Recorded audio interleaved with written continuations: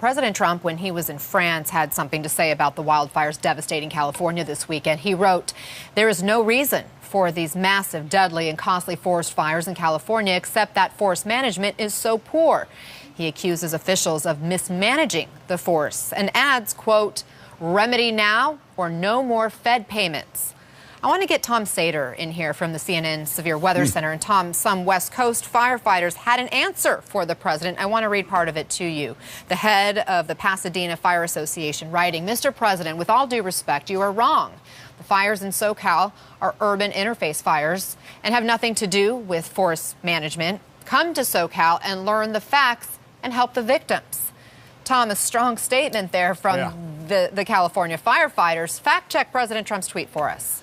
Okay. You know, I enjoy being in the weather department because it's neutral, you know, with the exception of climate change issues. But, you know, staying out of the political arena, this is wrong on so many levels. They're right. This has nothing to do with forest management. I mean, look, we're not looking at dense forest here, especially down in Malibu. But forest management has nothing to do with mountain winds coming down the passes at 70 miles per hour or humidity levels in 1 hour dropping Thursday from 35% down in the single digits, drier than most deserts. But again, if you think about it, to say remedy now or we'll take your funds, he's already taken some of their funds.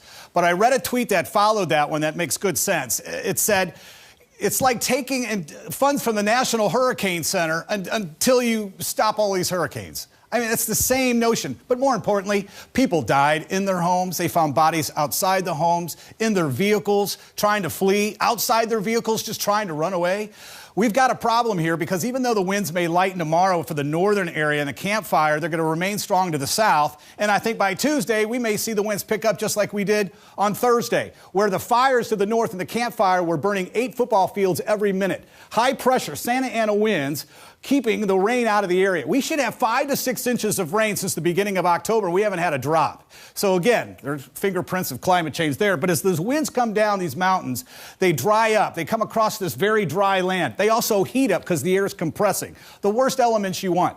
Look at the western U.S. Here's snow up in the areas of the Rockies. There's not a cloud around. That is the plume on Thursday from the Camp Fire. We get in closer, you see how it's coming right down through Paradise, right offshore. Saturday, the wind shifted and brought all that smoke inland. Santa Rosa, San Francisco, San Jose, over to Fresno. And the southern fires, they even have smoke down in Baja California, so all of California. Let's break this down. Amazing containment at 25%. I know you might think, oh, 25% is nothing. They've been working their tails off with tanker after tanker, over 109,000 acres continuing to burn.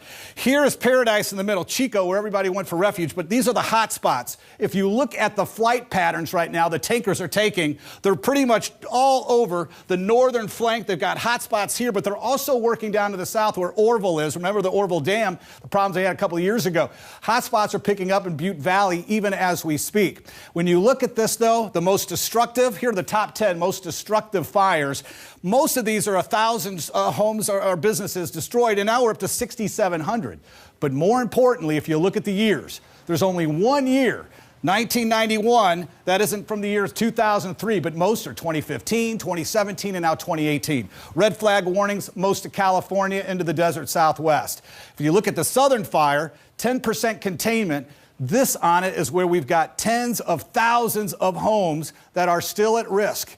When these winds kick up in these Santa Anas and they're under a critical, not just critical, but even higher than that threat, they're trying to save Malibu right now. But again, how about for the folks in Thousand Oaks? They just went through just a miserable period with the shooting, and many of them are evacuating 24 hours later, or at least packing up. You get over to areas such as Hidden Hills. Look at this. They're battling that southern flank before it gets into this region. There are so many facets to what these firefighters have to deal with, but I'm worried about these mountain passes again when they come down through these valleys. Again, the plume to the south, offshore. Yesterday, the plume moved back in. So smoke, even in Burbank, when the wind shifted yesterday, a lot of people had to stay indoors. To the north, critical will go away tomorrow. That's great news. But the extreme down in Southern California from these fires down here, by the way, the Hill Fire is 75% contained, which is fabulous, but that's going to remain intact for tomorrow.